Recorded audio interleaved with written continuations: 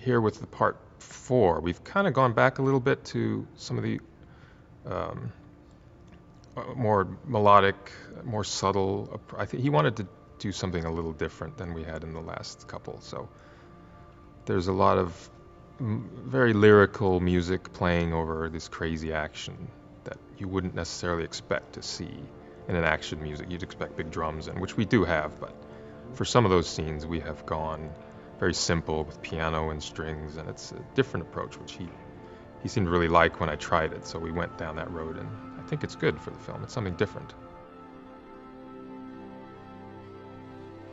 One of the biggest differences is that we brought in Imagine Dragons to work with me on the score. They wrote a song, which is, it's going to be a big hit, I'm sure, and it's going to play at the end of the film. I took that song and sort of made it into a score piece, and I also had them come in and perform on cues music that I had already written. So that's one thing that's definitely different. You have some of Dan's vocals, the lead singer, in these emotional scenes, just a hint of his vocal coming in, and it gives it a nice lift, and it's something we haven't done before. Imagine Dragons, their sound is really emotional and really epic, and that describes every Michael Bay film. So they were a perfect fit, and that's what I try to achieve in the score. So the collaboration was perfect for me. I'm a huge Skrillex fan because the guy makes sounds like I've never heard before.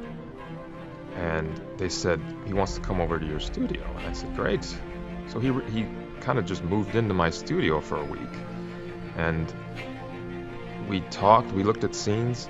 he made sounds, kind of what he did. He made even some sound effects, which for the robots moving. He's kind of that creative. He can do music, he can do sound, he can do both together. And so he basically spent a week creating a library of these just cool Skrillex sounds. To collaborate with guys like that, who are, obviously they're super talented. The fact that they're willing to come down and just talk and discuss, they have such great ideas that I wouldn't have thought of. That's why they do what they do, I do what I do. To get that together, for me, was just, like you said, it's something new, and it gets me out of my studio and I flew to Vegas and worked with Imagine Dragons at their studio. It's a thrill, it's something that makes it interesting. It's a new creative experience for me. We have everything from guitars and every kind of drum you can think of, because the film goes to China at some point. The film goes to China for the last part of the film. We brought in some Chinese musicians to just give a little flair. Michael thought that would be a good idea. So we have a little bit of that, and a ton of electronics, all kinds of custom sounds made just for this film. I hope the audience feels something from the score. That's what we're going for. The action scenes, driving stuff, that's always going to be there. Hopefully it's going to be exciting. But the emotional stuff is what I'm hoping, even if they don't realize it, I just hope it makes a connection to them somewhere.